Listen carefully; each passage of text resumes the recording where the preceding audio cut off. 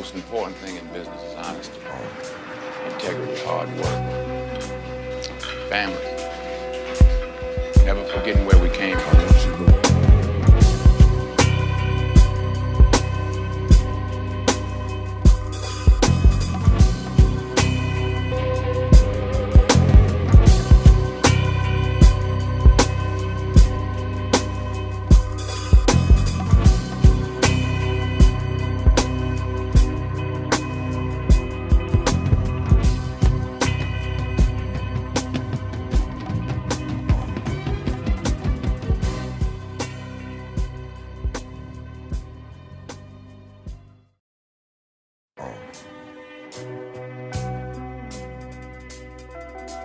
The most important thing in business is honesty, integrity, hard work, family, never forgetting where we came from.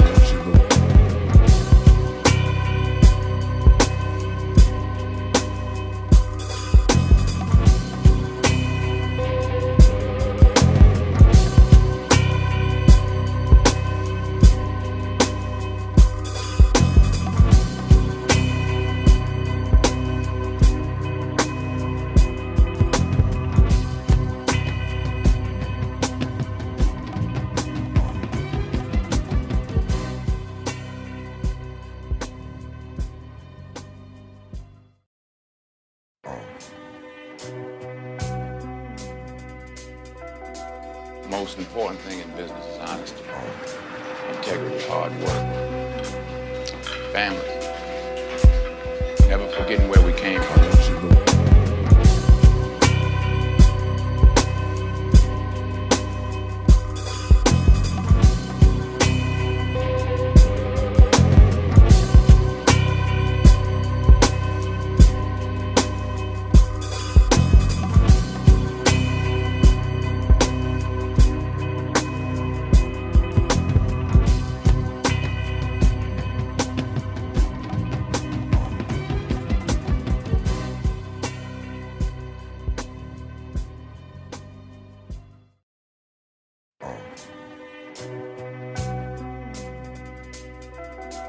The most important thing in business is honesty, integrity, hard work, family, never forgetting where we came from.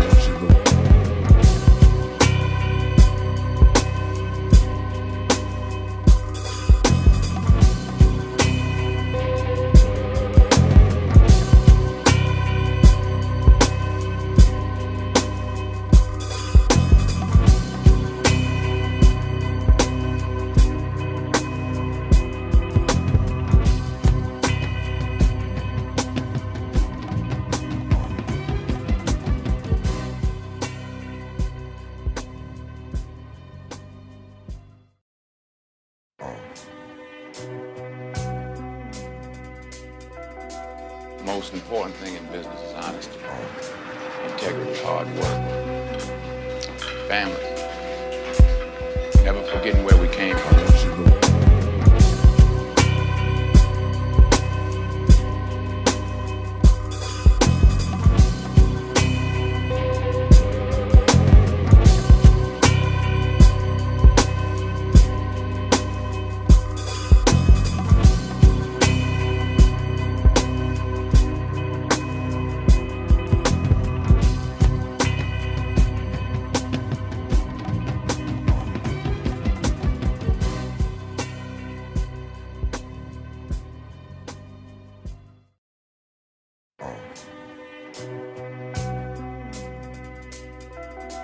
The most important thing in business is honesty, integrity, hard work, family, never forgetting where we came from.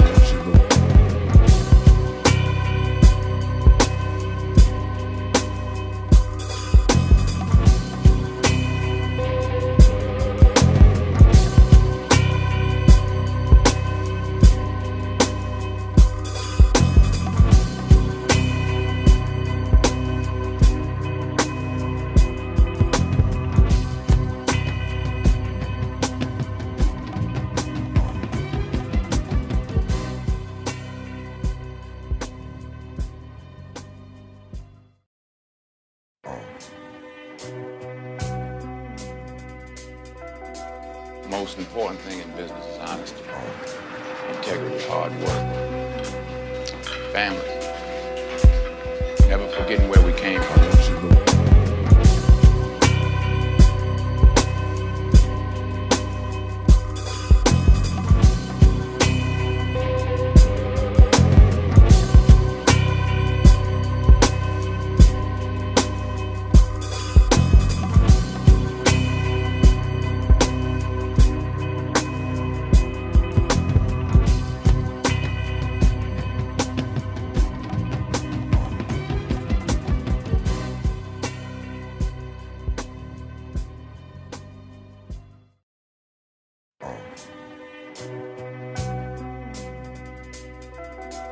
Most important thing in business is honesty, integrity, hard work, family, never forgetting where we came from.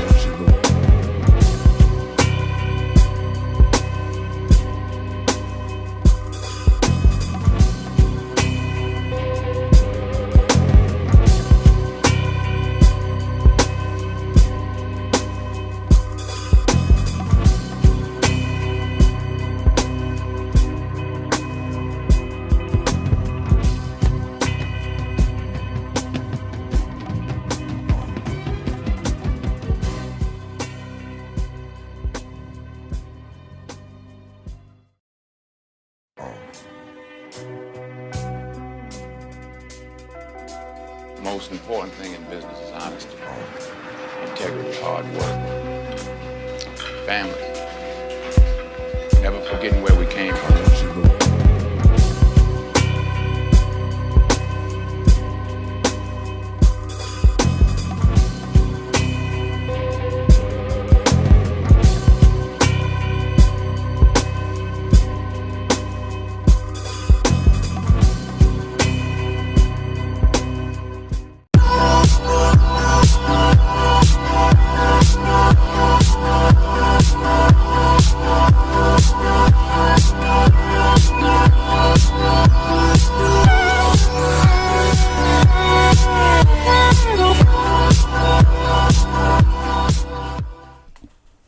Hey, how's everybody doing out there?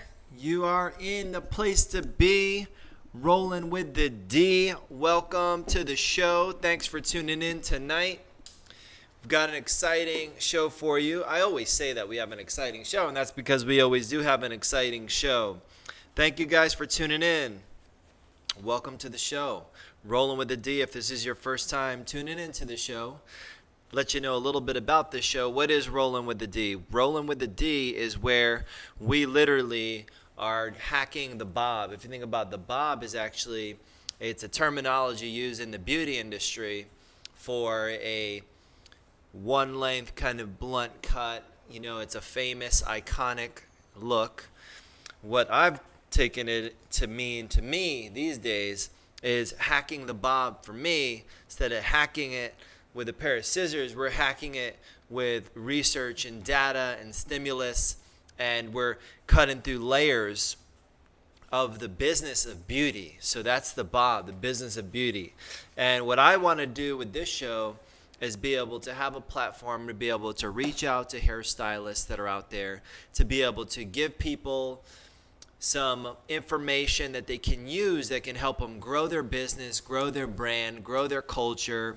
Information that I discovered along my journey, and I'm still discovering more information and new information every single day. But in the beginning, I really wish I had a resource, like this that I could turn to, somewhere that I could go to get some straight talk, to get some answers, to get some guidance, to get some stimulus, to get some motivation, stimulation, education, information. And it really was hard to come by. Finding those mentors, it was hard to come by. And I thought, well, I know if that's how I felt when I was coming into this industry and when I was building the beginning stages of my career, there's got to be people out there that feel the exact same way. And so that's how this came to be, the Rolling with the D show, Rolling with the D as a brand. We're here, coming at you 5 days a week, coming to you from Studio 1.0 to be able to tackle some of these topics, to be able to bring some information to you, recommend some practices, some tips, things that we think, from our world to your world that could help you grow. So that's what we're doing at the Salon 1.0's media arm, the 1.0 media project part. And I don't know if you guys are paying attention what's going on out there. I'm always trying to understand what's happening with the world. As I look at expanding, our company, expanding our business, growing our salon brands, and moving into new markets, I start to think about, what kind of things do I need to consider? And I try to stay on top of, what's happening with markets. And today, I don't know if anybody's, heard, but the number one thing that's going on today is the whole ending of this term. You hear this term, QE is ending. QE is ending. What does that mean? What does it mean, QE? What is QE? Do you guys, I didn't even know what QE was, but I kept hearing about this QE is ending, QE is ending, and that's all they were talking about. Between QE ending and Ebola, right? I don't know if you guys saw Obama today made a huge, it's long, I should say, not huge, but just a long speech about Ebola, and America's great because America doesn't run from trouble, and we're going to deal with Ebola cases will pop up, and kind of all stuff that we already know. And between the Ebola, don't worry so much about Ebola, we're going to contain it, right? Between that and the QE, that's all that was being talked about today. So I decided, I was like, well, what do I really need to focus on? Do I need to worry about this Ebola thing? If we're going to get Ebola, we're going to get Ebola. But I think we have way more bigger things and more other sicknesses. The sickness of our economy, the sickness of the minds of a lot of people. I think those things that never get any attention, what about those? And then you have on the other side, you have QE. That's all I heard about it all day. QE, QE, QE, QE. So I'm like, well, I need to know a little bit about this because as an entrepreneur, knowing about financial data, not so much to just have an understanding of it is going to make you stronger. So I want you to think about it, right now, if you have a job or you own a company, there's financial instruments that are involved in that. Money is involved in that, whether you like it or not. So to be able to understand more about money and how money works, that's one of the goals here at Rolling with the D. To be able to understand that. So I wanted to kind of open up and just talking a little bit about QE and what it even means. QE is a term used in the financial industry. It stands for quantitative easing. Now, when you hear that, when I heard it for the first time, I'm like, okay, I have no clue what that means. Quantitative easing. I can kind of think, quantitative, quantify, something with accounting, maybe financial something. And then easing, I was like, well, what is easing? It sounds like, ease off the gas. Ease off of something, easing, to do something. So I was like, let me look into it. So I'm going to, go in to one of my favorite tools. You go in Google, you put it in there, and you get some information. So it comes up as a term for government and under the category of public finance. And quantitative easing is what it says straight off the World Wide Web. It's an unconventional monetary policy used by central banks to stimulate the economy when standard monetary policy has become ineffective. So a central bank implements quantitative easing by buying specific amounts of financial assets from commercial banks and other private institutions, thus raising the prices of those financial assets and lowering their yield, while simultaneously increasing the monetary base. Okay, so let's kind of look at that. So what we're hearing here is that it's an unconventional monetary policy. So it's something that we typically don't do, and it's used by central banks to stimulate the economy when standard monetary policy has become ineffective. So what I'm hearing is unconventional monetary policy. So something that we normally shouldn't or maybe don't practice. When something that's supposed to work isn't working, we'll try this or we'll do this. That's kind of what I'm hearing here so far. So now what they're talking about next is buying specific amounts of financial assets. And those specific amounts of financial assets, what are those assets? That's what I wanted to know. What are they buying from commercial banks and other private institutions? So it turns out that they're buying, maybe bonds, they're buying short-term, they're buying other instruments that the bank has. So when you go into the bank and they say, do you want to open a money market account or something like that, then they take some of your money and they put it in maybe the bond market or the stock market or into other kinds of assets that are supposed to make a return for you. So that's what banks do. So here comes the central bank. When they implement this quantitative easing, what they're talking about doing is buying specified amounts of financial assets from commercial banks and other private institutions. Okay, specified amounts. So very vague what they're buying. But here's what's supposed to happen. They're going to raise the price of those financial assets. So they're going to become more expensive and they're going to lower their yield. So then the return is going to be lowered while increasing the monetary base.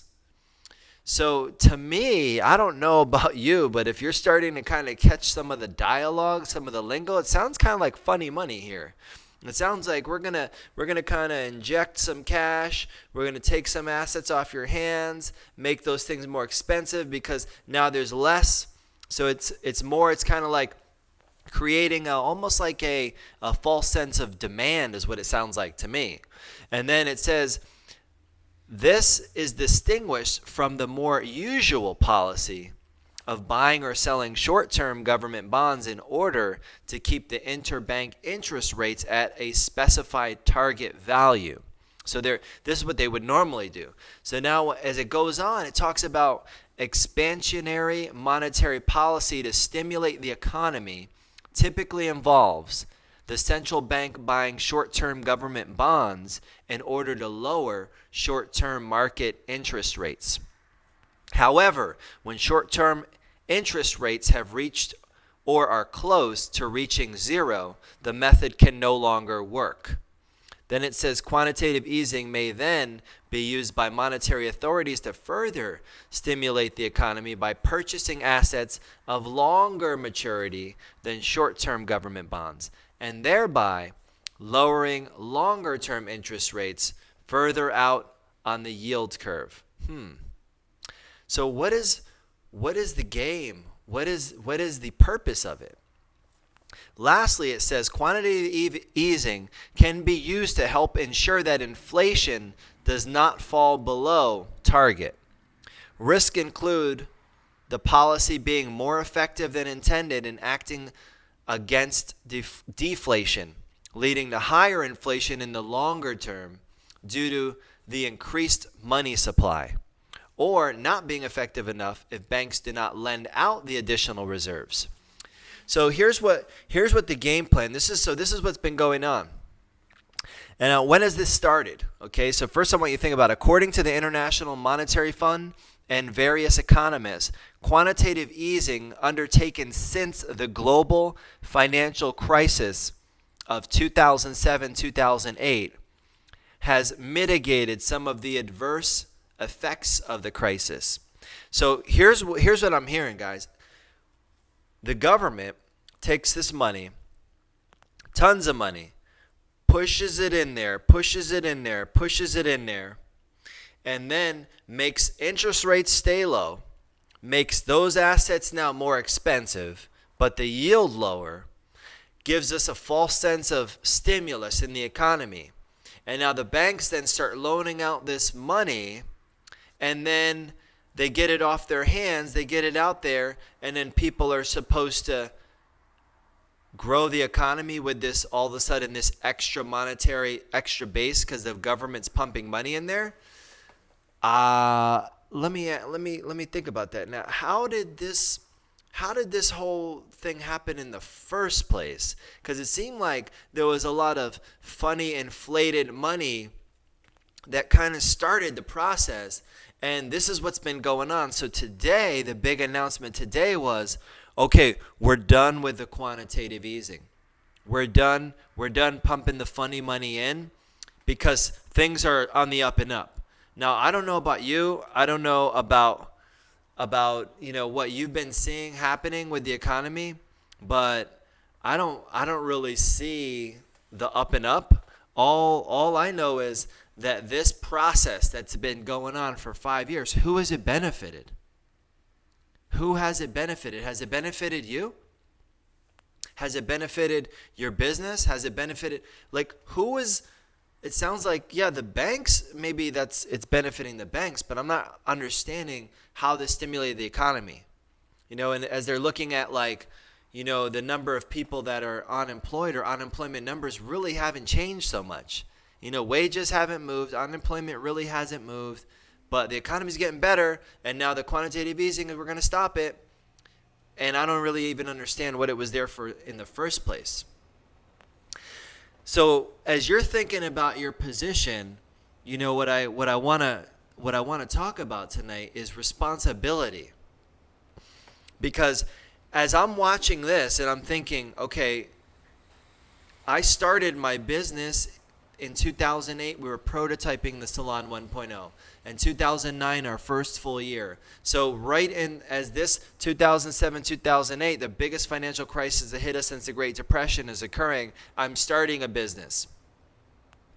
Monetary policy didn't play into effect. What did play into effect was me being responsible for my business, me being responsible for the direction that I was taking.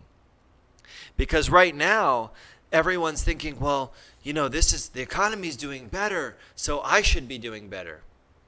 But the truth is that what's changed for you? What's changed from 2007, and now we're in 2014, about to be 2015. What's changed for you? Have you seen any side effects from the so-called recovery that's going on? I don't really see a whole lot. We have thousands of people that we deal with. So we're always constantly talking, especially all you hairdressers. You're standing behind the chair. Are you asking people how they're doing? Are you just talking about nonsense? Are you asking people, what's going on with their economy? Are you finding out what's happening with people? Are people working well? Are they making money? How have things been? Are you asking people? Do you care? Maybe you don't even care. But I know every guest that I get an opportunity to talk with, whether I'm working with them or not, I want to know, how are things going out there for you? What kind of field they're in? Have you guys seen a lot of growth in your field? And the answers are always the same. They're not seeing much growth. Things are pretty much the same. They're barely hanging on. A lot of people are struggling. Few people doing really good. But if you go back before 2007, those people, they were doing really good anyway. Why are some people doing really good when the economy's bad or good? It has to do with responsibility. And there's a few keys when it comes to being responsible. I want to break down what being responsible means, because a lot of people think, oh, I'm responsible because I show up to work on time. I'm responsible. Is that really what it means? Is that what the real nitty-gritty of being responsible means? I want to talk to you guys tonight about responsibility, because I think that is what happens to us as a country, us as a company, us as an individual. We become not responsible. Some people say unresponsible, but responsibility, what it means. That's what we're going to be talking about here tonight. Because I want you to know, as great as everybody, all the attention now is on this quantitative easing, they're going to stop that. Most people don't even know what the hell it is to start with, me being one of them. And then if you don't know what it is, and you go and look it up, it sounds like a bunch of hocus pocus to me. It sounds like, oh, we're going to just push all this money into there and make this look more expensive and make this stay low. Yeah, that's great. What is that? And if you're relying on this information, if you're relying on this and that's how you're living your life, you are screwed, folks. you are royally screwed until you decide that you're going to start becoming responsible. And we're going to talk about that. When we come back, I'm going to give you a definition for responsibility that's going to change your whole opinion of what being a responsible individual and being a responsible company, being a responsible anything, an organization means. So when we come back from this break, we're going to talk about responsibility. Stick with us using the hashtag RWTD. If you're on the stream, if you have a question, a comment, something you want to contribute to this conversation, use that hashtag. If you want to call into the studio, the number here is 813-870-3700. Make sure you're letting people know you're rolling with the D. We're going to talk about responsibility tonight, and I don't want you to get confused by everything that's happening, because that might be your scapegoat, but we're going to talk about what it really means to be responsible, how you can take charge of your direction, so no matter what kind of environment we're in, you're always moving forward. So stick with us. We'll be right back after these messages. Stay tuned. This break is brought to you by 1.0 Express, a Paul Mitchell focus salon and professional training salon. Are you a professional stylist who loves professional training? Or are you a salon owner who wants your stylist to receive the best professional training and become more well-rounded? Then you need to visit 1.0 Express, a professional training salon, where we offer a variety of weekly mini classes and workshops that range in areas such as hair cutting, hair coloring, hairstyling, and business building. 1.0 Express, a professional training salon. Visit us at www.thesalon1.net for our upcoming schedule of classes and workshops, or call us at 813-870-3700. That's 813-870-3700. 1.0 Express, a professional training salon for salon professionals who love professional training. We'll see you there. Your morning, your job, your activities throughout the day, they all take a toll on you. Then you have to do it all again, and again, and again. Sometimes you need an extra charge. Awake Energy Shots give your body the boost it needs when you can't afford a letdown. Take charge. Get Awake Energy Shots exclusively at shop.com.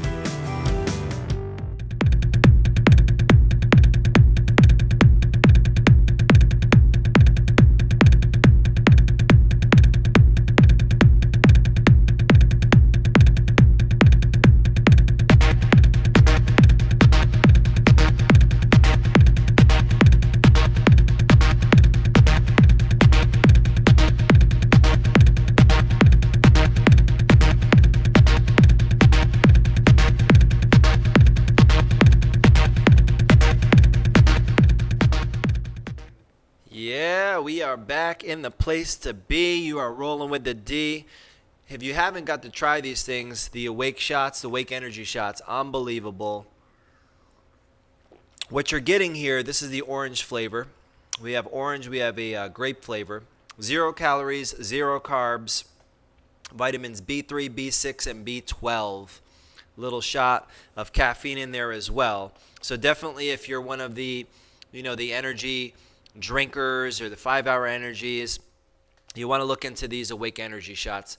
We have them at the salon. We actually been giving them away to our guests when they check in and like our Facebook page. They get a free Awake Shot. People are loving them. I'm loving them because I'm not drinking caffeinated beverage like a coffee. I can't say I've totally cut it out, but I've definitely cut back. Like in some days I don't even have, I usually have at least a coffee a day, and now since I got these Awake Shots, I haven't been. So definitely something you want to check out. I'll throw them in the fridge, chill them. It tastes good chilled. You can even mix them with your favorite adult beverage, I've been told. And they taste pretty good. So welcome back. Back in the place to be. Rolling with the D.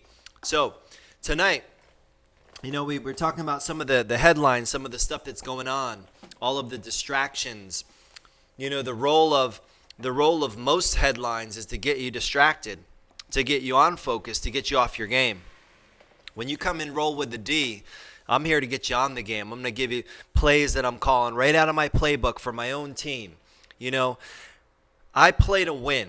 So when I'm looking at a team has to win based on the collective performance. So when you look at your team, you know, I want you to not be a hog of this information.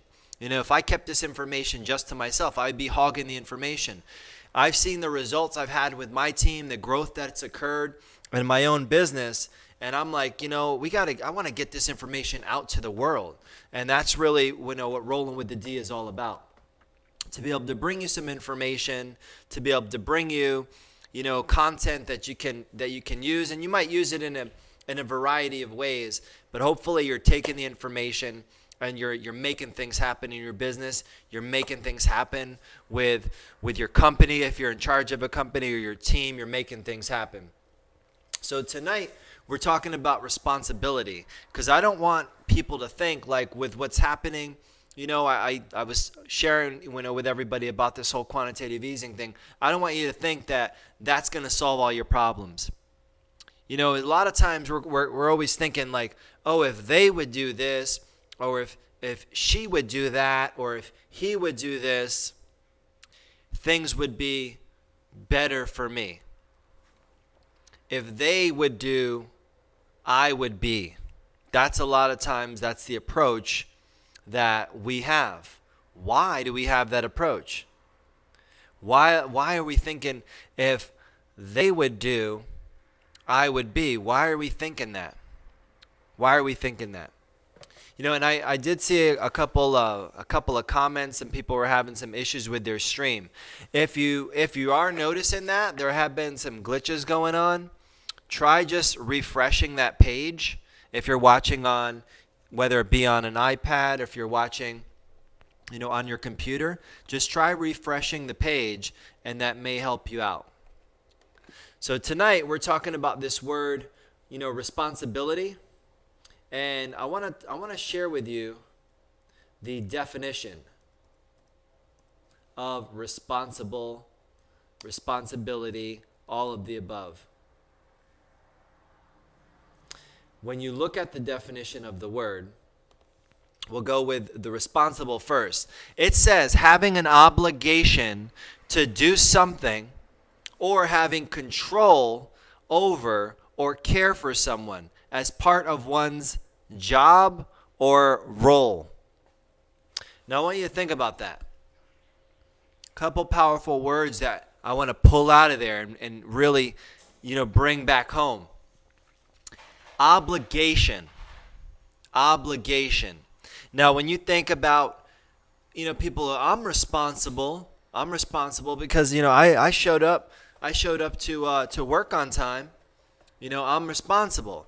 Now, obligation is the word, right? So think about it. It says having an obligation to do something. So that's not waiting. You're not waiting. You're not like, if they would do it, then I would do it. That's reacting. Being responsible is you having an obligation to do something, and it says having control over or care for someone as part of one's job or role. So I want you to think about your obligation. What are you obligated to do?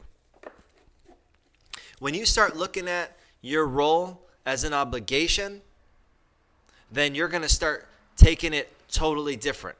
You're going to start taking it a lot more seriously, and you're going to get a lot more in return. That's what, you know, when you start to go down the road of being responsible, that's what it means. Now, this is another part of that, being the primary cause of something and so able to be blamed or credited for it. Now, here's the thing. You know, when something goes wrong, a lot of times people are quick to say, well, they're irresponsible or they're not responsible. Well, this is the definition for responsible. So that, you know, where all of a sudden this irresponsible, forget the you're responsible. You're the primary cause of something and so able to be blamed or credited. So if you're the leader of your organization, if you're the leader of your life, if you're the leader of your team, When are you going to be responsible? When are you going to step up and say, you know what? It went totally wrong. Everything turned to crap and it failed. It's my fault. That's being responsible. Or everything went awesome. It was amazing success. It's my fault. That's being responsible. So being able to be the primary cause of something and being blamed or credited. You know, a lot of times we don't think about that. We only think we're going to take responsibility for what good happens, but we're never going to take responsibility for what bad happens. You know, we have leadership meetings every week in our company with our key leaders, and we talk about responsibility, but more so it's on leadership. But sometimes, especially with young leaders, you know, no matter age is not what I'm talking about. You know, I'm talking about a leader. Someone who has influence over someone else could, by definition, be a leader. But sometimes with young leaders, you know, they want to take responsibility for the good, but don't want to take responsibility for the bad. But if you think about the definition, you take responsibility. Being a responsible individual, doesn't matter if it's good or bad. You own it. You own it. So that's the thing I want you to get out of that part. Now, another part of responsible. It says of a job or position. Then it says involving important duties, independent decision making, or control over others. So again, they're using that word control over others. So I want you to think about this. Who do you have control over? First and foremost, who do you have control over? Hopefully your answer is, if you're on the stream, you're watching this, whether it's recording or not, hopefully the first thing you thought of was yourself. You know, that's a pain point that I see with a lot of people that if they're struggling and they're not making it or not where they want to be, they haven't arrived yet, is because they haven't taken responsibility for themselves first. They're worried about other people, trying to take control of others. They don't even got control of themselves. You know, I need you to think about that for a second. Do you have control of yourself? If you don't have control of yourself, you can forget about trying to have control over somebody else because you're irresponsible. You're not owning up to what responsibility is. You know, that's the first thing you got to think about. Do you have control over yourself? So remember, part one, having an obligation. So your obligation is to what? To who? Having an obligation or having control over or care for someone. So a lot of times when you think about that, you think about a parent and a child. But have you ever seen it where the table was turned? You know, where you see that the kid actually is responsible for the parent and the parent's not responsible for the kid. You know, I've seen some of these, you know, little kids that you'll see them out with the mom and you can see who's leading who. The kid's like, I want, and they get. You know, the parent has no responsibility and they're not responsible for the kid. You know, so that's the first thing you have to think about. Your obligation, number one, being responsible. You have an obligation to something or someone. You have control over that. Identify what that is. Number two, you're the primary cause of something. You're being the primary cause and so able to be blamed or credited. So you got to take blame and you got to take credit. So what goes bad, you take blame and you take credit for it. What goes good, you take blame or you take credit for it. That's part of being responsible. And the last part there, number three, was the important duties. Independent decision making. Independent decision making. So I want you guys to think about that tonight. You know, the play that we're calling is called Be a Responsible Person. And if you think about the word in itself, you think about the word responsible. You know, if you think about you're able to choose your response. Responsible. Sounds a lot like that, right? Responsible. You're able to choose your response. So what is yours going to be? Are you going to keep blaming?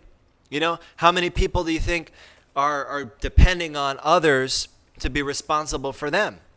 And that's how we get screwed. You know, that's how our country has been getting screwed. It's probably how you've been getting screwed. You know, I work in the beauty industry, and one thing about the beauty industry, it's dominated by females.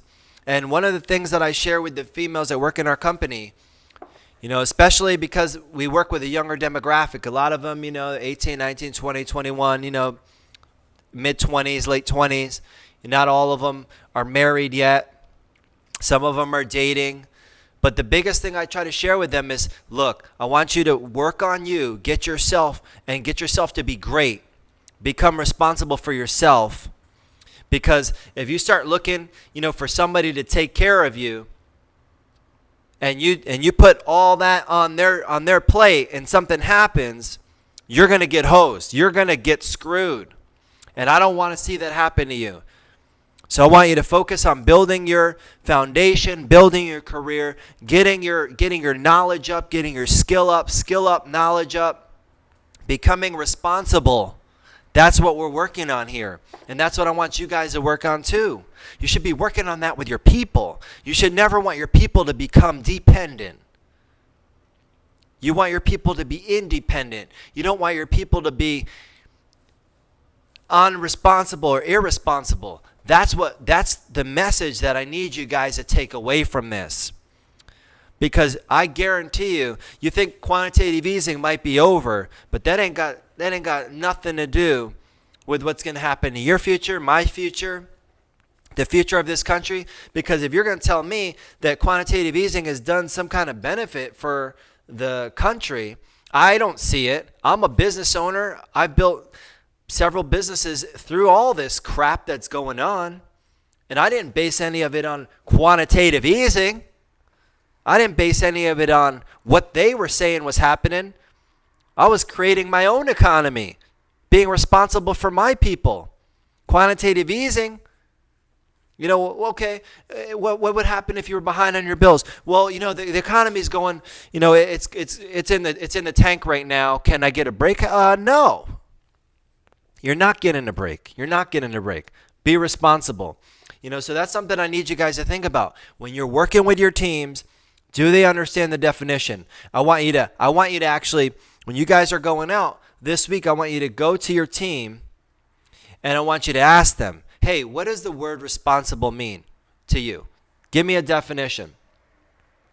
What does it mean if you say somebody has a responsibility? You look at the word responsibility, the state or fact of having a duty. Now, this is the definition of responsibility.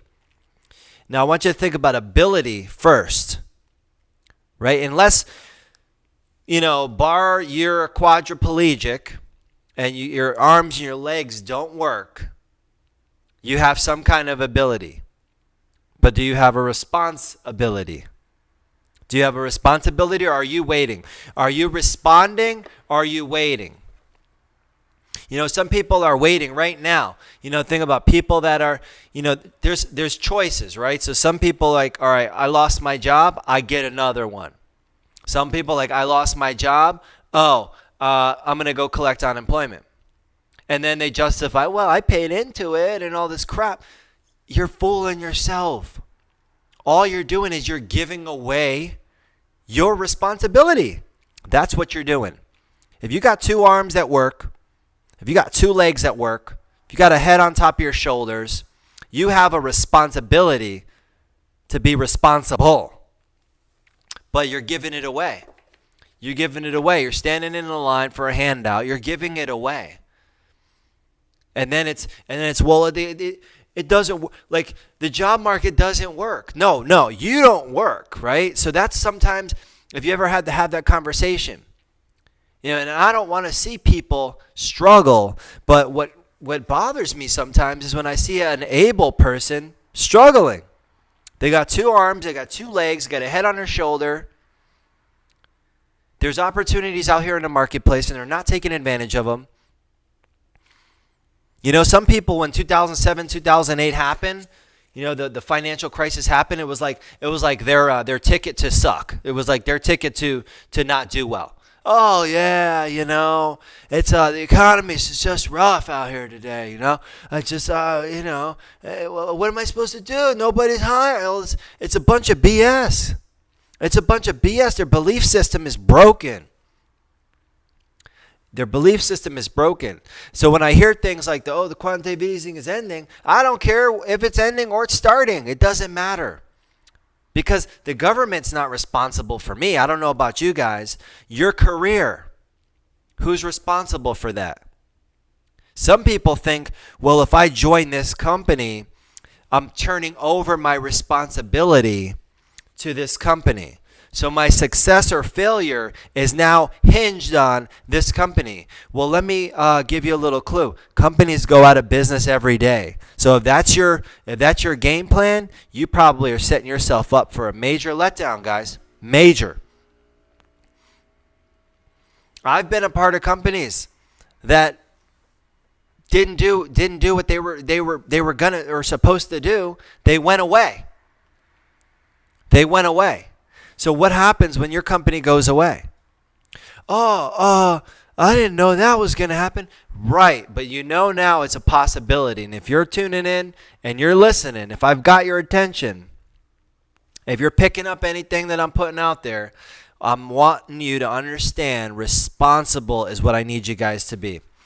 And when we come back, we're going to talk about some of the questions I'm going to need you to ask yourself. That's going to give you a little clue, give you an indicator. Are you one of those responsible people, or are you standing in a line waiting on a handout? So responsibility is what we're talking about tonight. If you're in the stream, I want you to give us a little hashtag RWTD for Rolling with the D. If you should so happen to call into the studio and want to get on the air, we'll talk live about this topic. I'm passionate about this topic. I don't know if you can tell, because I am sick and tired of watching people struggle. Watching people go through and woe is me. There's always an answer, and usually the answer is a lot closer than you think. We're going to talk about a few questions you can ask to find out where you're at when it comes to being responsibility. We're going to talk about that when we come back. Make sure you're leaving some comments in the stream. Leave a question in the stream. Hang tight. You're rolling with the D. We'll be back after this short break. Stay tuned. This break is brought to you by the Salon 1.0, a Paul Mitchell Focus Salon with locations in Tampa, Florida and Oldsmar, Florida. Are you tired of the same old routine when you go to the salon? You know the one I'm talking about. You go into the salon, sit down, and the stylist says, "What are you getting done?" And then when you leave, you have a shorter version of the same thing you came in with. Then it's time to upgrade your salon experience and visit the Salon 1.0 near you. Our team of salon professionals are trained in the latest techniques in hair cutting, hair coloring, and hair styling, and will offer you customized consultations with every visit. Enjoy our complimentary beverage bar and private shampoo room where you can sit back, relax, and enjoy a hot towel treatment, head massage, and hand massage with every visit. Come in and let one of our Paul Mitchell trained professionals create your new look. Visit us at www.thesalon1.net to schedule your next reservation. That's www.thesalon1.net.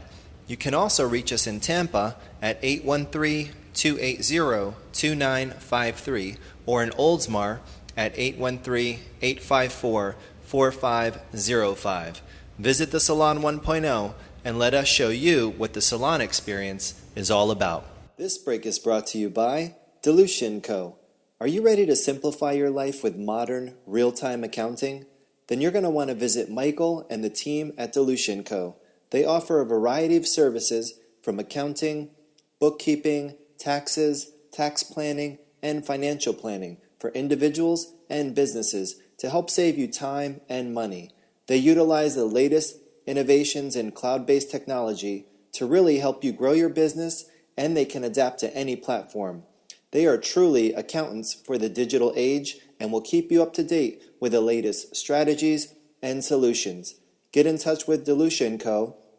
at deluciaco.com, also at 813-252-0-TAX. That's 813-252-0-TAX. Delusion Co. Simplify your life with modern, real-time accounting.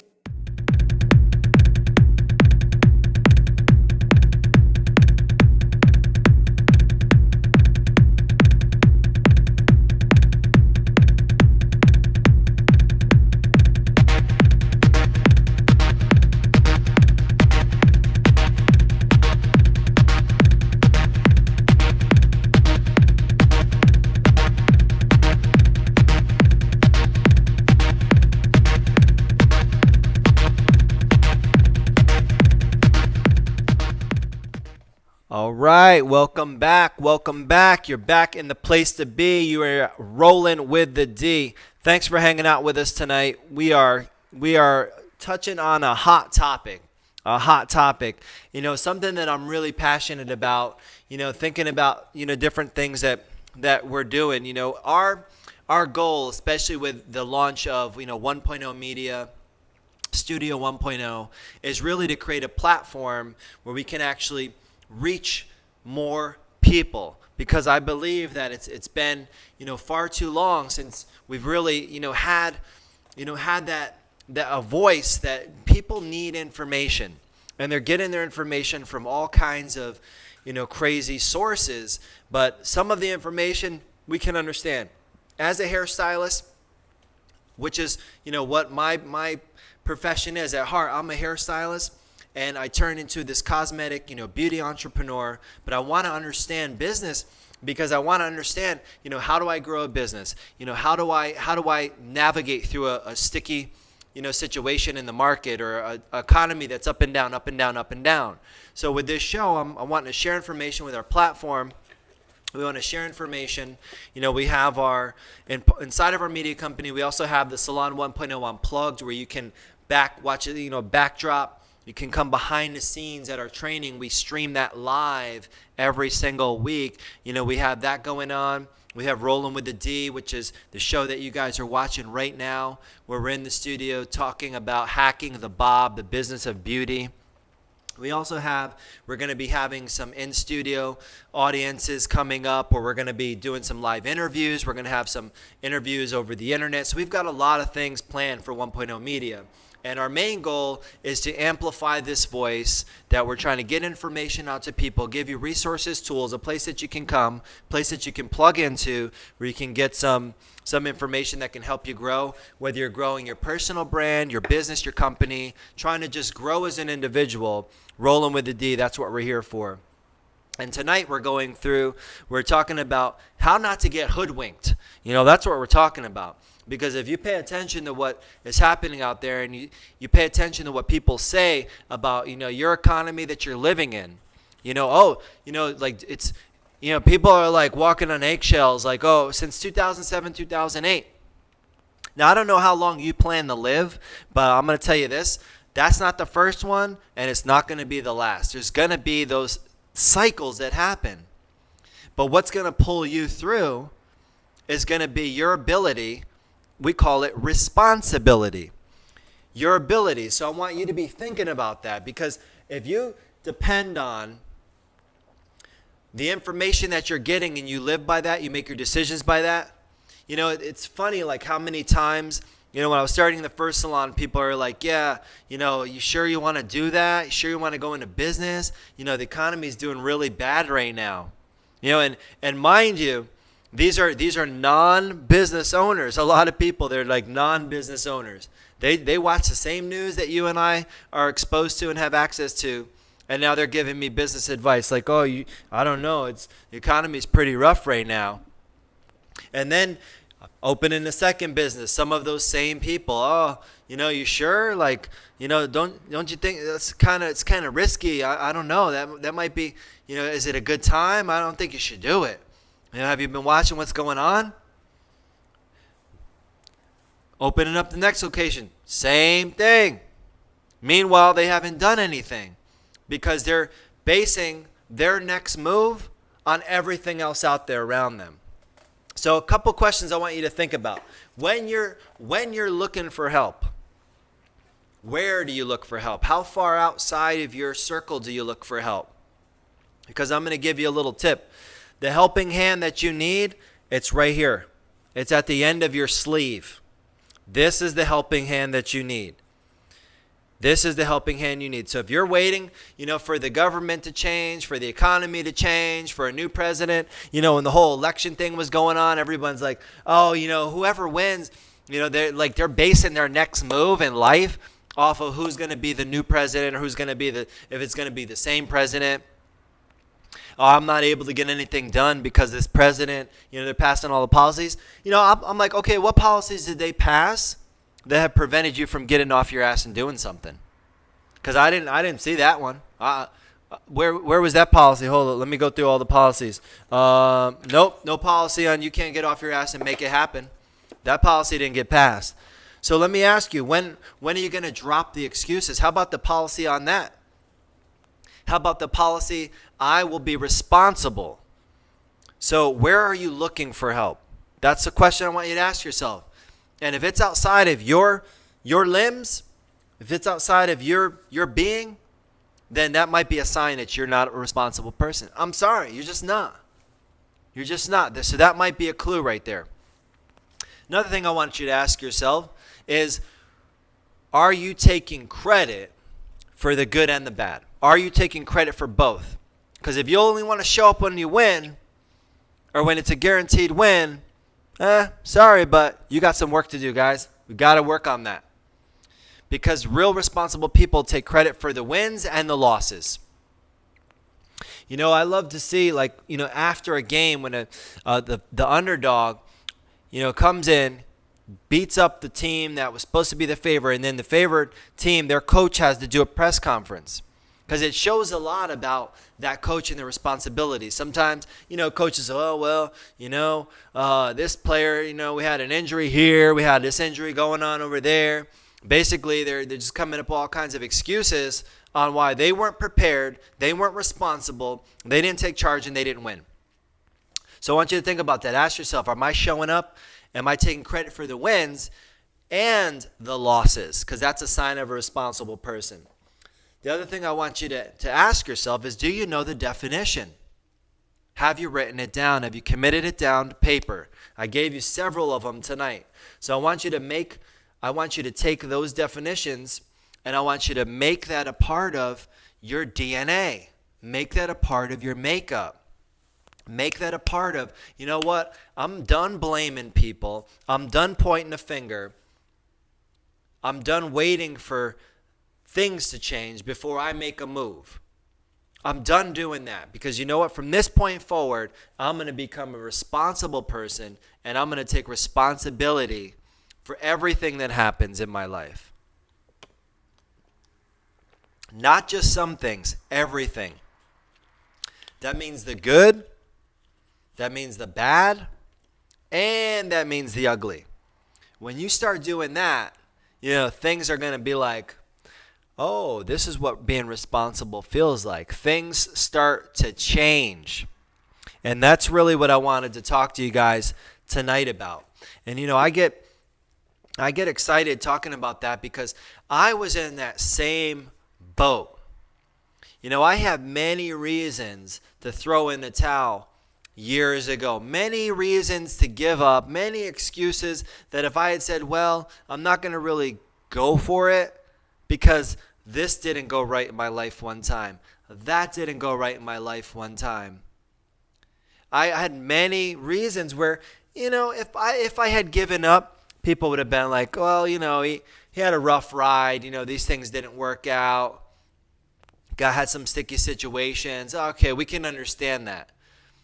But I took all that stuff and I said, this is what makes up my BS right now. This is all my BS, my belief system.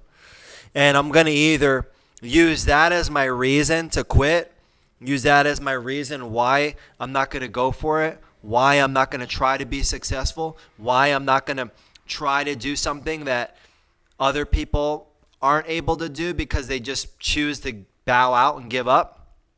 I could use that, and that could be what I'm all about, or I could get rid of that, and I could be responsible. You know, so I was in that boat. And there was you know, a few years where I was contemplating on, you know, man, like this failed, that failed. Who am I kidding? You know, who am I kidding? I'm just gonna throw in the towel. I'm just gonna get in the back seat. I'm not gonna become a driver. I'm not gonna try to become anything. I'm just gonna take the back seat and just roll with it. Just take whatever comes my way. I'm not going after anything. And so for some of you guys out there, maybe that's a decision that you're either at right now. Maybe you're kind of thinking, you know, things could go either way for you. Maybe you're like at a point, you're at that kind of crossroads where you're like, well, You're ready to quit. You're ready to give up. You're ready to throw in the towel. You're ready to, as some people say, sell out. You're ready to become a sellout. The thing that you said you never would do, right? It's all connected back to you being responsible. It's all connected back to your ability.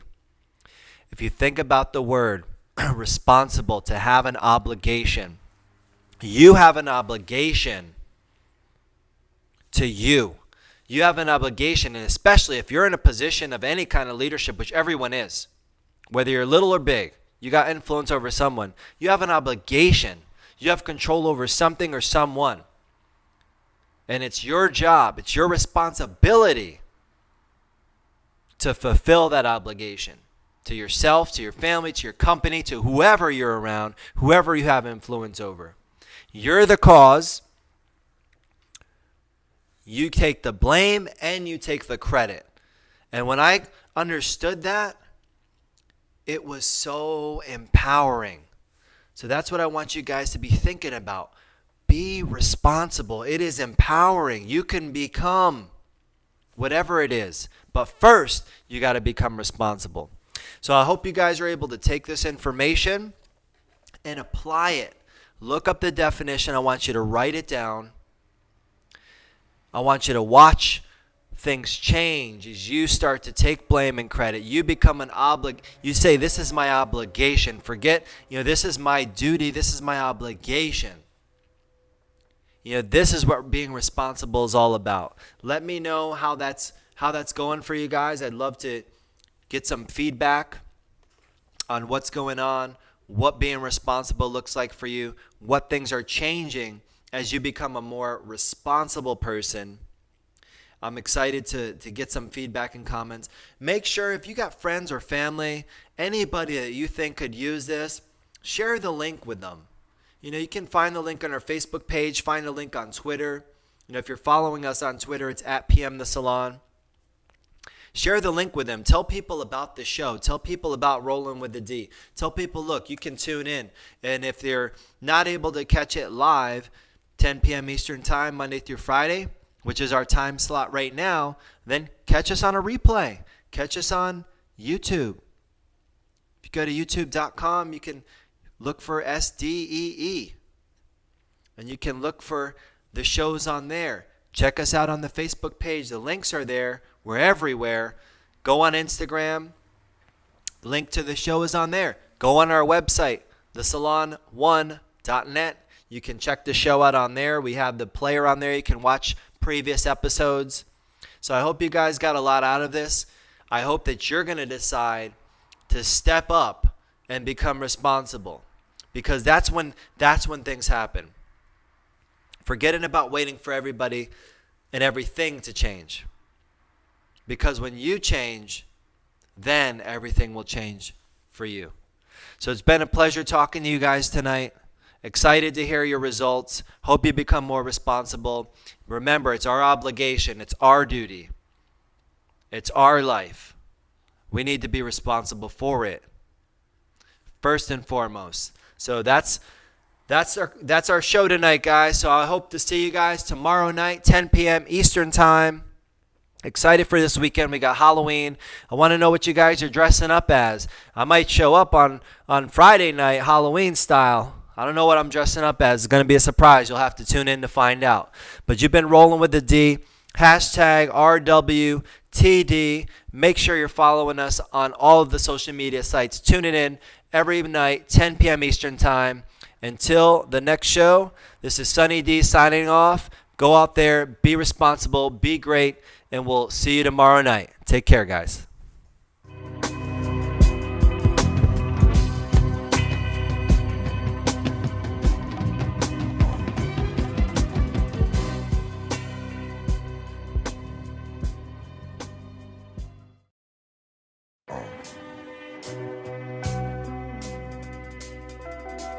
Most important thing in business is honesty, integrity, hard work, family, never forgetting where we came from.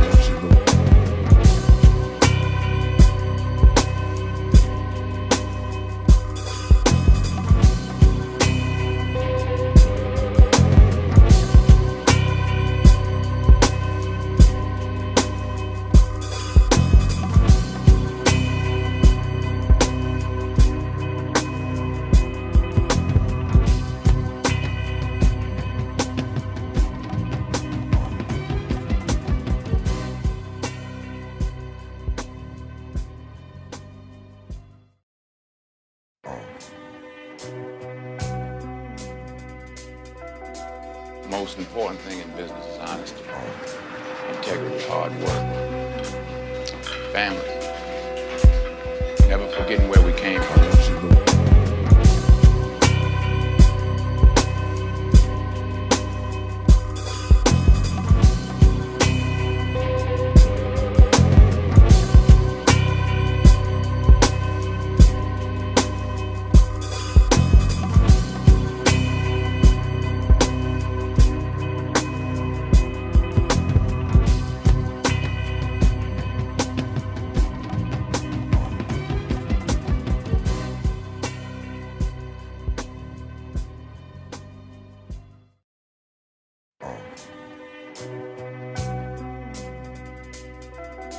The most important thing in business is honesty, integrity, hard work, family, never forgetting where we came from.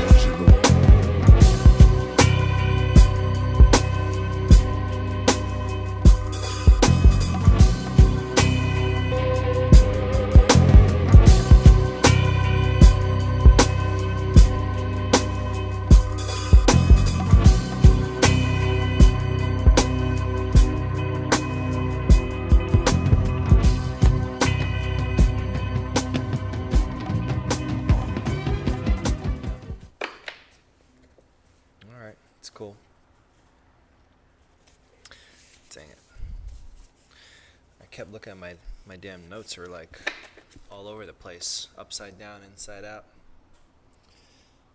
I was getting ready to throw them at the camera. Oh, hey guys. If you're watching, you know what you've just discovered could be a secret portal. Could be a secret portal, just like in if you ever played Mario Brothers. You know, this is that you just went down the green tube. You just went into the underground Mario's world, the underground lair. This is what we call the show after the show, where everybody thinks that the show is over, and then I do a recap, review, spew after the show. You know, we'll turn out the lights. We'll let's see, let's turn that one light off up there. Yeah. See how that looks. Yeah, we're playing around with the set tonight. We're like trying some new stuff. It's a little darker. Alright, it's cool. Going dark. Going underground. This is real underground. Got Pat-Man over here. We haven't got him mic'd up yet, but we're gonna get him mic'd up. We're gonna get him on the show. It's like a rat died in his mouth. I asked him something and he doesn't even respond. There we go. This is the dark rolling with a D. We're going through the tunnel. Nice. I like it. Cool. So yeah, responsibility, man. What the? We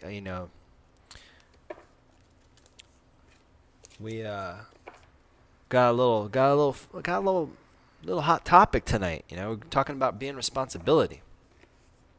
I say being responsibility. I am.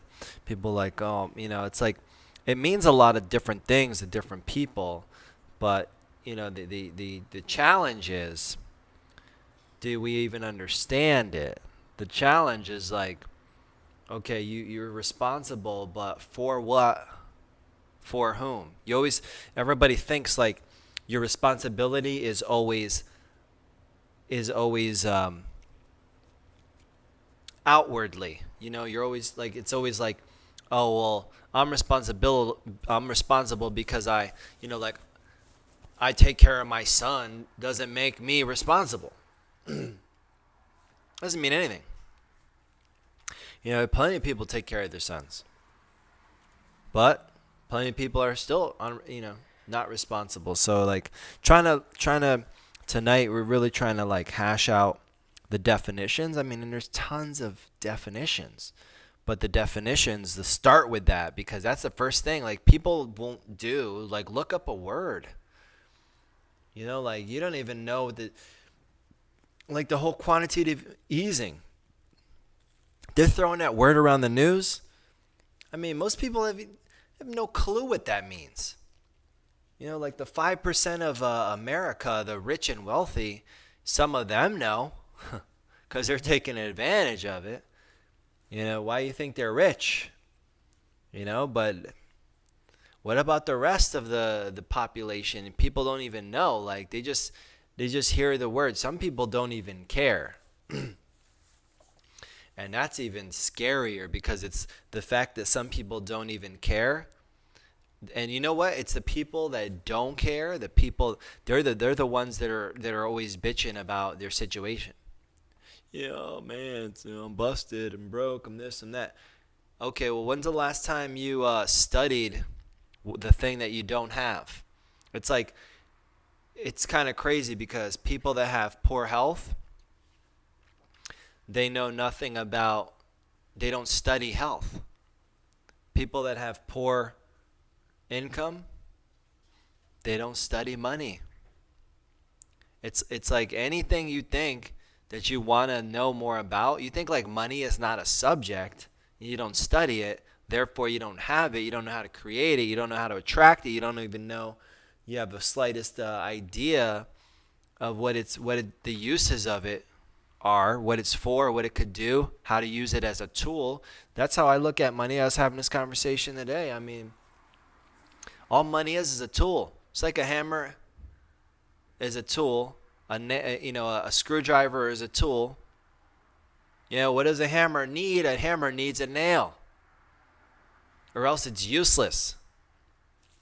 You know, money without an idea or money without knowledge and execution is useless. Why do you think most of the people, you know, would you ever want to hit the lotto? Yeah. Why? Because I want to be a billionaire. What are you going to do with the money? What am I going to do with money? Yeah. I don't know. Exactly. That's what I'm talking about. So that's the thing. Like everybody wants to hit the lotto, but they don't know what they're going to do with the money. So what happens when the average, you know, the person that hits the lotto, within 5 years, they're back to broke. You know, do a little homework, do a little study up on that. People that hit the lotto, they hit the jackpot, doesn't matter how much. If they were poor and then they hit the lotto, within 5 years they're back to poor. They don't know what they're going to do with the money because they don't know enough about money. So if it's like, you know, they get the money, they don't know what to do with it. So it goes away. It goes away. It's a tool. It's got no use. It has no use. If a hammer is laying around, there's no nails, there's nothing to be nailed, then hammer's pretty much a freaking useless tool. And that's the same thing that happens with money. That's the same thing that happens with, you know, anything. I mean, businesses, money, health. If you don't use your health, it goes away. Muscles, it's atrophy. It's called atrophy. It's like when you don't use something, then it goes away. Just like your brain. If you don't use your brain is a processor. It's an information database, storage device, processor. If you don't use it, it goes away. No, it's like it's still in your head, but your actual capacity goes away.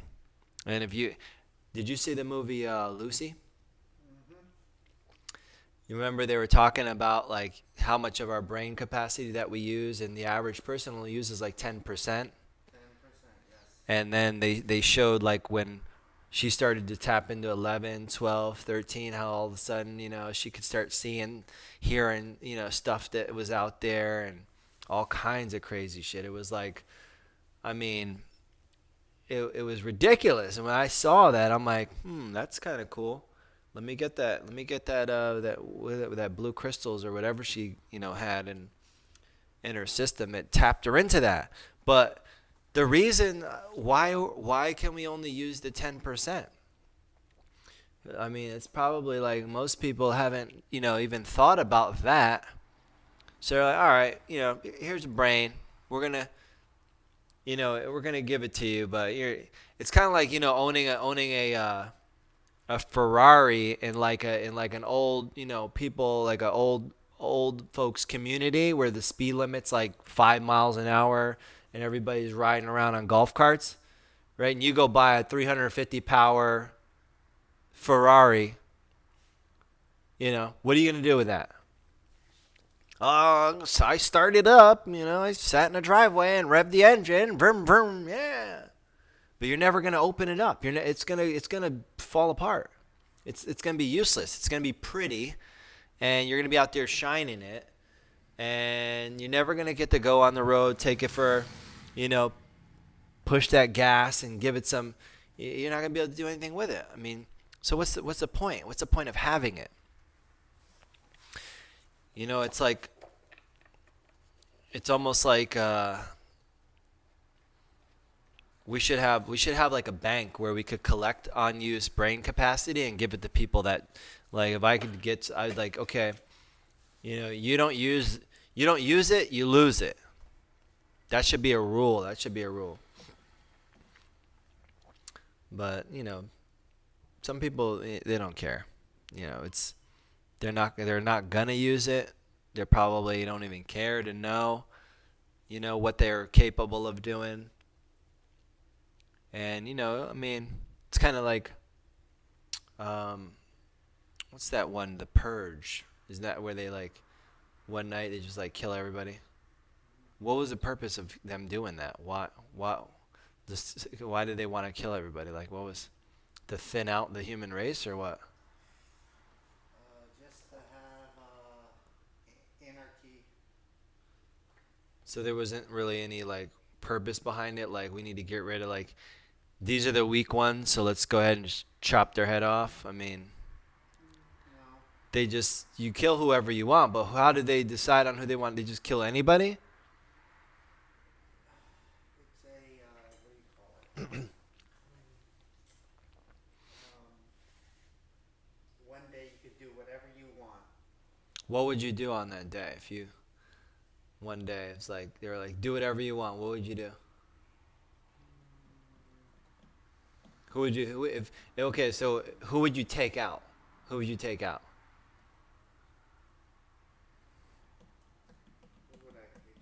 Yeah.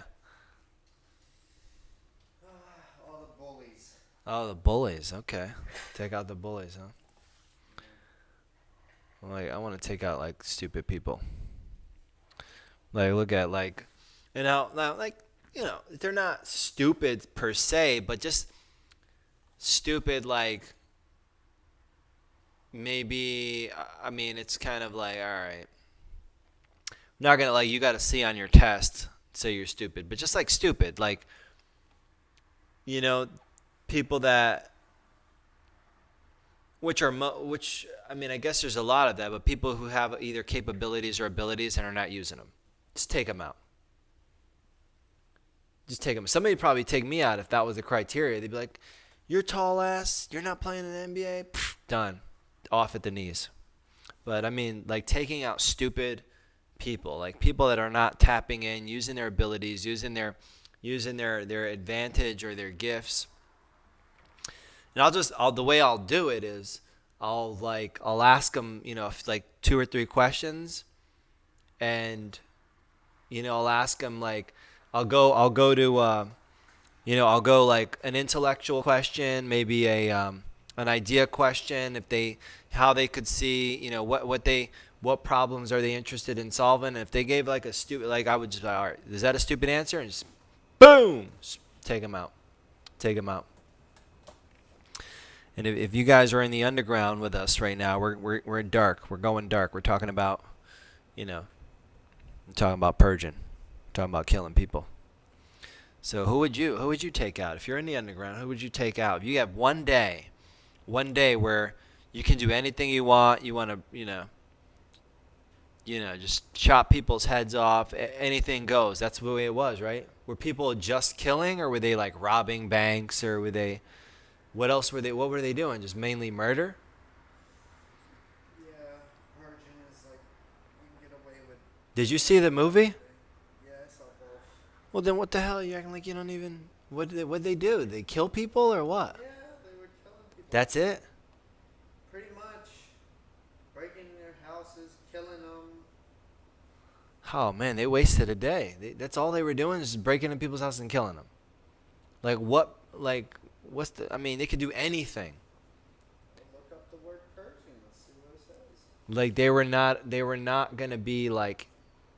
They weren't gonna get in trouble for whatever they did, right? No.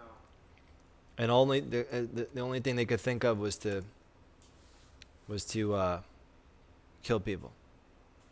So I said the purge. It says in the future, a wealthy family is held hostage for harboring the target of a murderous syndicate during the purge. Does that sound right? Yeah, I mean this right here, this one here, it says purge is the forcible removal of undesirable people from political activity, etc. Purge may also refer to the enhancement. Oh, there we go. The enhancement of selection against deleterious alleles that is promoted by inbreeding and reduces inbreeding depression. Dang. I don't know about all this. All I know is I would like the purge to be a legit thing. Like I think it would be good. You know, think about it. If the purge existed, you know, you think about freeloaders. Freeloaders on that day, let's take them out. Boom, done. Forget about the quantitative easing. You know, if the economy's bad and you got all these like leeches and vultures that are able-bodied people that could work, could make money, could contribute, but then they lost their job. For one, they hated their job in the first place. So when they lost it, then they were like, "Oh, I'm just gonna fold up my campsite and just live off the government," which the government's freaking a joke. It's broke. You know, it's not broken. It's just broke. Period. And then the leeches. So on the day of the purge, that would be a perfect opportunity to just go around, round them up, and just dump them.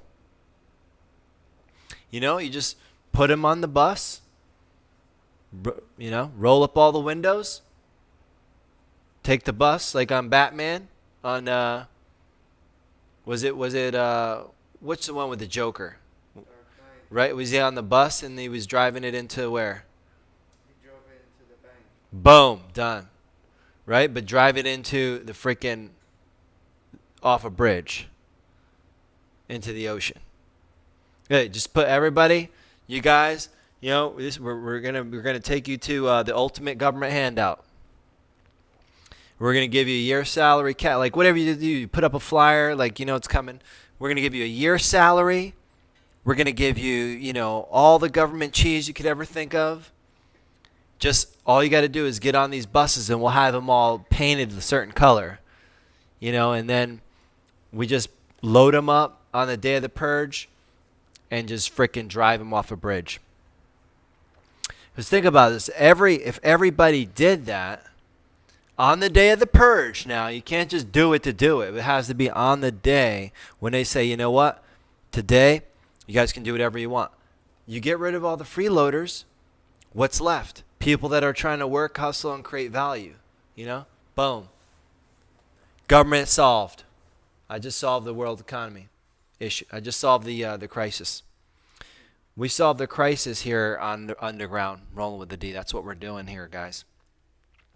We are talking about making the society that we live in an all-around better place. But you know that, I mean, is that too harsh? Like, I'm not talking about people that can't. You know, if they're like disabled veterans and they're not able to really do that much, that's one thing. But I'm talking about people that like there's nothing wrong with them, and they're just not working, or they're living off assistance is because they're lazy as hell. Or they don't like the job they have and they're too damn lazy to go out and get something that they like. And so they don't want to, oh man, my job sucked anyway, so I'm just going to get unemployment. Well, no, you're not. You know what you're going to get? You're going to get purged. We're going to put your ass in a bus. This is a bus. We're taking you on a field trip. And it's called, we're going to take you for a nice government handout. Oh, I never seen this part of the government. Don't worry, just relax. Put your seatbelt on, make sure it's tight. It's going to be a bumpy ride because your ass is done. What would be wrong with that? Nothing. It's a purge. Yeah, exactly. That's how you work the purge. That's how I work the purge. My favor, which helps you too, because now you have less drag down. You have less drag because the people there, it's a drag. They're a drag. And then when they do the numbers, mark my words, after the purge report, they're gonna do the update on the government report. Like, here's the economy report. Let's see how many jobless people. Oh shit, everybody's got a job. Wow, everybody's working. What happened to all the people that had no jobs? Oh, well, we got rid of their ass. They're now floating around in the coral reef. Yeah, we purged them out. You do a couple purges, a a year. We're good. We're good. Think about it. I'm on to something. Like, who else could we purge? You run out of space. The freeloaders. I'm talking freeloaders. That's a lot of buses. Yeah, damn right. It's a lot of buses. We'll get. In the ocean. Yeah, we're not using the little buses. Killing all those fish. I don't think the fish will mind it too much. I think the fish will actually be okay with it. The Titanic went down. The fish were all right. They made it through that. I guess so. Unless we do it Titanic style. Now that's a whole new. Like, you could give them a free cruise. Like, you just want a free cruise, and you get them all down at the. Send them up with some TNT. Yeah. You get them all out there in the middle. Yep, there you go. See, you like the idea.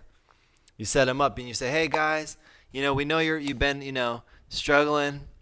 You've been on unemployment forever, and you just can't find a job, huh? Well, we're thinking about, this is your day. We're gonna give you a free 4-day, 3-night cruise on the Royal Persian cruise ship." And, oh, what's that one? Is that a new? Yeah. Oh, okay. There's not much. And you know what you do is, here's the trick, because you're not gonna want to have a regular staff because they work. So you have to get the regular staff off because you don't want them going down, and you got to put some of the purgies, some of the purgy people that you're gonna purge out. You got to put them in charge of the ship somehow.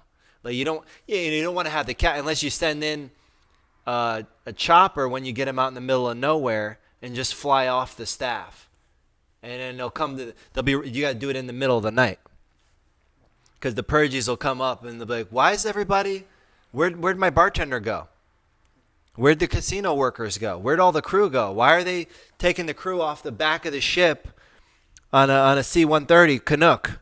What's going on?" "Oh no," and you tell them, if they wake up, you tell them, "Oh no, they're switching out the crew. They're going to fly in a new crew," and then you get all the crew off and you freaking light a match. You blow a hole in the bottom of the boat. And that's it. That's how you fix a lot of the debt. We got to cut the fat around here. That's what it's about. You trim some fat. And we could do it if we do this purge, I'm telling you. It's called thinning of the herd. It's called the thinning of the herd. The president won't sign off on it. Oh, of course he won't. He's not, why would he? Because it makes too much sense. He'll go after his ass too. It makes too much sense. Yeah, of course he won't. I would sign off on it, but you got to be careful. He's the president. Like, it would make too much sense. Like, because I guarantee you that most of the people that are sucking that suck the government dry, they're able, and they could work. They could get a job. There's shit that needs to be done. But they're the ones that are complaining too. What are they complaining about? All kinds of stuff. Complaining, oh, these foreigners are coming over. They're taking our jobs. No, they're not. They're actually coming over, and they're just going to work, which you're already over, and you're not working.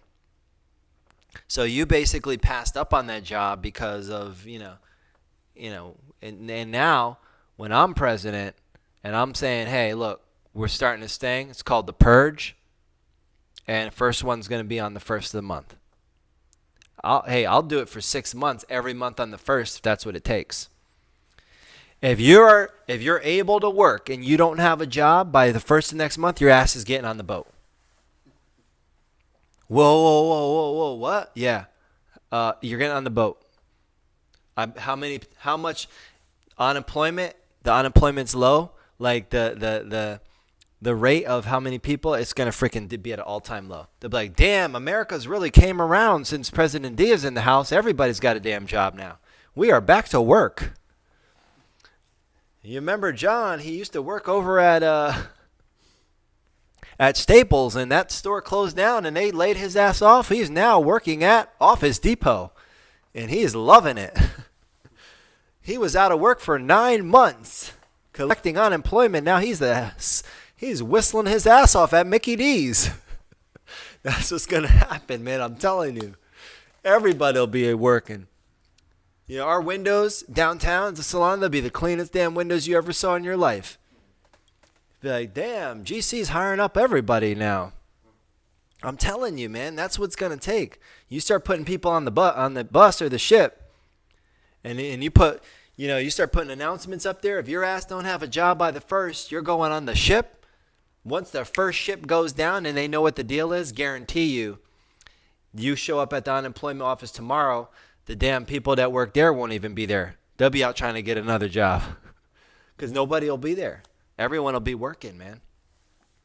And that's the problem. We made it too easy. Like you can come, like we made it where you can come over here, like, or not even come here. If you're American, you can just lay down and get paid somehow. You don't have to work. You just lay down. They give you some food, give you a little paycheck, give you a little check to do some little scratch with. They made it so easy, and that's why you need like a business, like an entrepreneur, like business minded person. Like, look, you want to put people to work, start putting on the Purge report. If your ass ain't on the damn job report, your ass will be on the Purge report.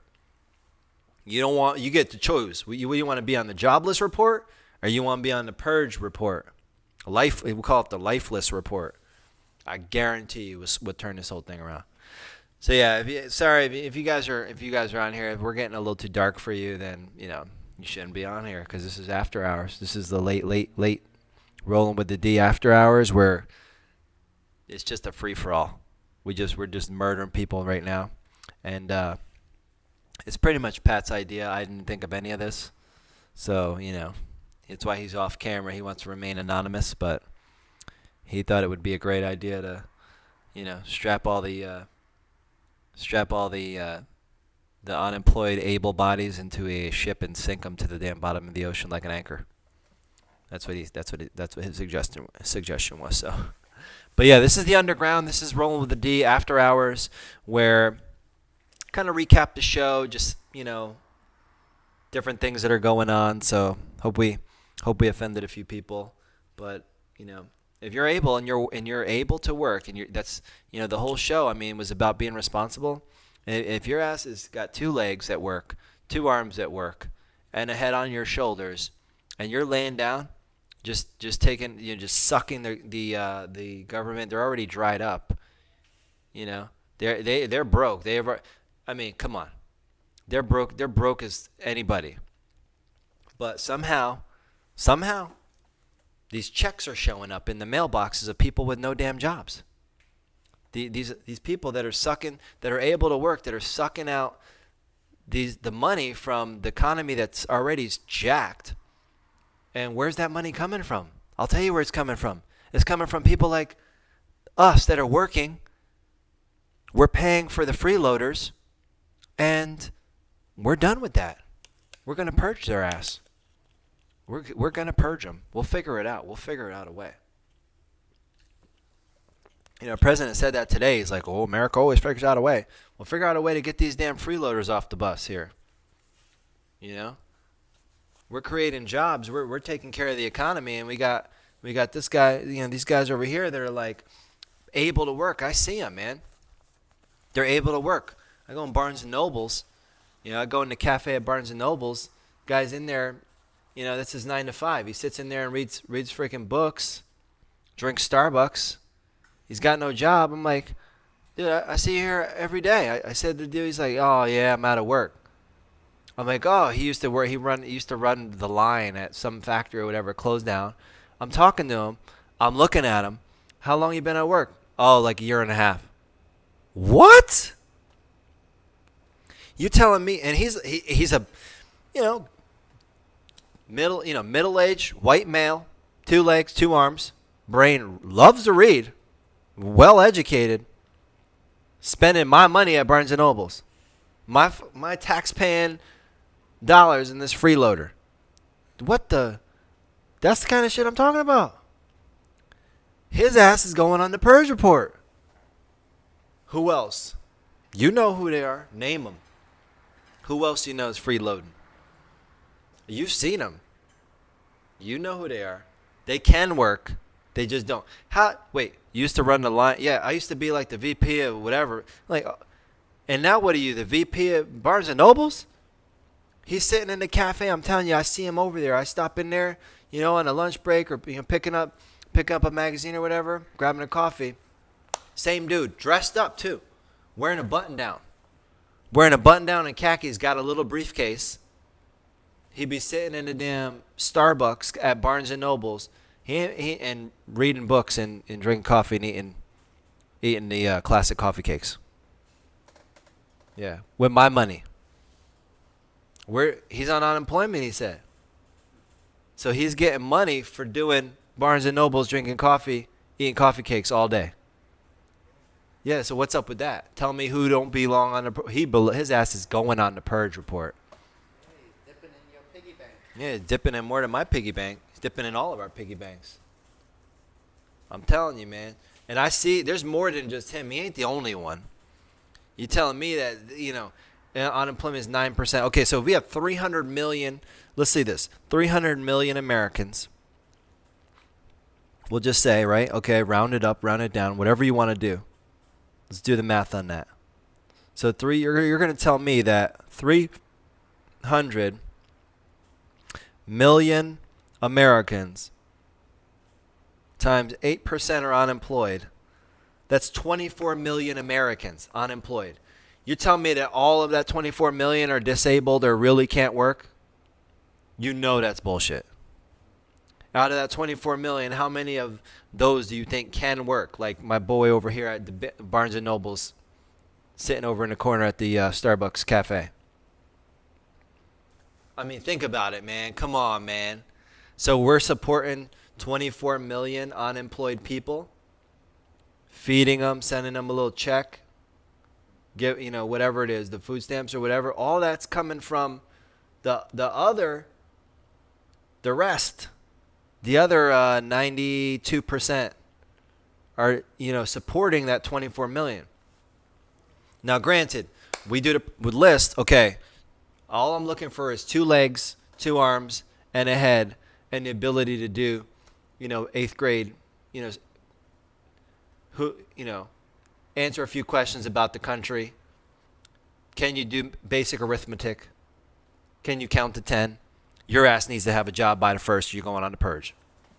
That's all I'm looking for. I don't care. I'll come up with a multiple choice. They'll answer 10 questions. 2 plus 2 equals 4, right? 5. Give them some basic math questions. Have them read a few sentences. Have them do, bend over, touch ground, stand up, head check, eyes. They pass that. Then they get 30 damn days. They get 30 days. If their ass don't have a job, meet me down at the Port of Tampa, because we are setting sail with your ass, with your non-working able ass. Yeah. And that's it. I'm telling you. You do that one time. How many people can you fit on a cruise ship? A couple thousand? All right. Well, we're going to fleet up. We're going to fleet the hell up. We'll grab all the cruise ships. Carnival, send your whole fleet. Royal Caribbean, send your fleet too. Disney, all of them, fleet up. Yeah, it's a free cruise. They like free shit. Yeah, they're already used to it. They're free-loaded. Yeah, free ride. Yeah, it's a free ride. They're already free. All you gotta do is put free anything, and they'll be in line. They'll be in line waiting for it, and we'll take their ass out, and we'll be all the business owners and taxpayers. We'll send them off. Bye. We'll see you guys never. Yeah, we'll see you on the under the sea. Seriously, man, that's how you fix the economy. And I didn't have to go to Harvard to figure that out. All I had to do was think about it. So I think our president went to Harvard. But he's struggling figuring out, how do I get these fuckers working? How do I get these able-bodied Americans back to work? He's been trying to figure that out for 8 years. And not only him, I mean all the other ones too. They've been trying to figure this shit out. How do I get these able-bodied Americans get their asses back to work? Shit's easy, Mr. President. Start laying their asses at the bottom of the sea. Start sending their asses deep sea fucking diving, and you will have it. Shit. The economy will turn around, man. I'm telling you. That's all we need to do. He won't do it, though. He probably won't do it. Even when we write up a whole report, write up a whole business plan for him. Okay, yeah, right. He's killing innocent people. That's going to be his rebuttal. Well, let me ask you this. I'm an innocent person, and my damn finances are getting killed by these fucking freeloaders. Like, whatever happened to that? Where do you think 15% of your damn, finances are going to? You're paying your taxes. Where the hell is that money going? It's going to damn put my boy over here, give him enough government cheese and government money so he can sit his ass at Barnes and Nobles and read books and drink coffee and eat classic coffee cakes all day. That's where the money's going. So I'm saying, hey, you want to lower taxes? Or you want that money to actually stimulate the economy? Then let's take that damn money and invest in some fleets of ships and sink these bastards to the bottom of the sea. That's all I'm asking. I'm not asking for a lot. As a tax-paying American, can we sink some damn freeloaders? It's called The Purge. It's Batman's idea, just so you know. But yeah, I'm on a rant. But yeah, this is the underground, so I'm going to go ahead and pack it in. I think we figured out how to fix the economy in the last 20 minutes. We've solved a global issue. An economic downturn just turned to an upturn. We've just completely eliminated the jobless claims. Everybody's back to work. We have zero unemployment now that we've implemented the first of the month. Because he's waiting on the first of the month. He thinks his check is coming. I got a check for you. I got a new check. It's called check in at the damn Terminal 6 down at the Port of Tampa. Yeah, it'll be waiting in your stateroom. And they go in, they'll be like, they're going to be at the buffet on the cruise. Have you ever been on a cruise? Oh, okay. All right. So you'll after you go on the cruise, they'll be waiting because they have a buffet. So you get 24 hours food. They'll go up on the buffet first night. They'll be like, damn, ain't that much food on this buffet. Oh, don't worry. Yeah, you ain't gonna be here long. This ain't a eat all you can eat. We got your ass on the boat. Now it's over. So you'll see when you go on the boat, you'll see all the food they have because you're out there and they want you to eat and feel like living like a king. Well, they'd be like, damn, every jobless person they'd be the first of the month. Oh my God, it's almost, yeah. I guarantee you have more people. They would never be more excited to flip a damn burger at McDonald's than, in their life. They won't care what job. They'll take any job. And they'll be, and you got to show up if your ass gets fired, you know that your ass is ending up on the purge report. So think about that. Everybody that's working is going to do a better job because their life now does depend on it. See, right now people be doing a half-ass job because their life don't depend on it. But when I'm president and I talk about the damn purge, oh, you want to, oh, okay. All right. Keep on doing the half-ass job. See if I don't put you on the purge report. Watch how employment not only goes up, but morale goes up. Productivity goes up. Think about it. You maintain in the salon, and your ass knows if you don't, you're on the purge report. You be worried. You ain't gonna worry about a phone call from Jenna. You be worried about end up on that damn purge report. Everything. Everybody will do a better job. We'll have everybody working if we implement the purge report. I mean, shit. I mean, look what they're doing in other countries. They're cutting heads off. I mean, we can't sink a few people here and there. I mean, oh, America's, then the other countries would be making fun of, like, oh, this America's crazy. You don't have a job in America, they kill you. Well, what do they do in other countries? They chop your damn head off. Guess the immigration gonna be going back to their country. Yeah, I mean, they're chopping heads off. We can't drown a few, able-bodied, lazy-ass Americans. I haven't seen an immigrant in a long time. Where they go? Well, they ship right back to their country. We crazy Americans. Yeah, they might. I mean, yeah. We solved all the problems. They'd be like, damn, Bob's now, he's in, he's hanging sheetrock and everything. He's painting houses. He's doing all, They thought the Mexicans the Mexicans be like, damn, these Americans are working now. Shit. They don't know. They don't even know what hit them. Like, we didn't even know you guys could do that. Yeah, it's real work. They just haven't done it because we made it too easy on their ass. We basically have created a country where you can sit at home and do nothing and just get a check in your mailbox and get some food and everything. Why would you work? Unless you could do the only job you ever wanted to do.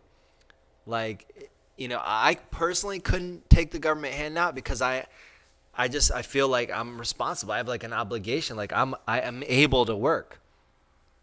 And fortunately, also, I'm in the career and making a difference in, I think, the world, and I love it, and I want to do it. But some people that don't, they're like, shit, I'll take the government check. I'll take a free ride. Not anymore. Because if you can pass my multiple choice test, your ass is grass if you ain't got a job by the first. I'm telling you. They don't want me to be president. That's the first bill I'll sign. They'd be like, President D at the press conference. What's going to be your first order of business? I'm putting everybody to work. What do you mean? Everybody. Everybody. Like, I'm going to end unemployment tonight. And I'm like, what? How are you going to do that? Oh, don't you worry. I'm writing up the bill. I already got it planned out when I was doing Rolling with the D before I got in office. Got my shit ready to get signed off. And we're implementing it. It's going into effect tonight. Watch. Tomorrow, job application. That'll be the news story of the day. Like like people line up for Black Friday. They'll be lining up at every damn store in America trying to get a job. Like, we'll do anything. We'll scrape the damn, we'll scrape the damn roof. We'll do anything, any job you can think of. The people be creating jobs that don't even exist just so they have a damn job. And it won't be people complaining too. Oh, minimum wage. I don't want to work for minimum. I'll work for your life. That's the thing. That's it. I'm telling you, when I'm president, it's over. Unemployment, that is. Economy will be like, God damn, the American economy is strong as shit right now. Ever since this President D got into office, there's some hard-ass working Americans. Because it used to be the thing. Like, you used to not be able to just be a freeloader. But now it's like, shit, oh, you don't feel good? You don't want to work anymore? All right, we're going to call you disabled and just send you a check every month. And, yeah, we're going to give you, you can go and get free food at fucking Walmart. You mean I don't even have to work? No. Because of my stomach ache? Yeah, it's a disability. We'll create some bullshit name for it. And we'll put you on the list of do-nothings. And then you know what? They'd be at the mall buying up shit and at the club dancing it up, spending my money. That's the shit that pissed me off. You know, if you're injured or you're a veteran and disabled, you got your shit, your legs blown off, that's one thing. But when I see you at the club, or I see you at the Barnes & Nobles and I talk to you and you tell me you've been out of work for 14 months and you at the club buying me a drink with my own money, with your government check, come on, man. Your ass is getting on the purge ship. That's the bottom line, man. All right, I'm out of here. You guys been in the underground, so hopefully we offended somebody, but this is real talk right now. This is where we just start talking about whatever subject comes up, recapping the show. It's underground. Most people don't know about this version of the show. It's a little bit X-rated, a little bit late night, but if you're here and you stumble upon this, only the real Rolling with the D nation, the real crew know about this. We get a little dark. It just got started, this show, this after show. This is something new we're doing. We're gonna have some interesting things to say on here, but this is something that you may have discovered by accident. So, just so you know, if you did discover this by accident, I'm just the messenger. The entire idea was Pat Man's idea. So, saying that for the record. All right, guys, have a good night. If you're underground, I'm out. So, see ya.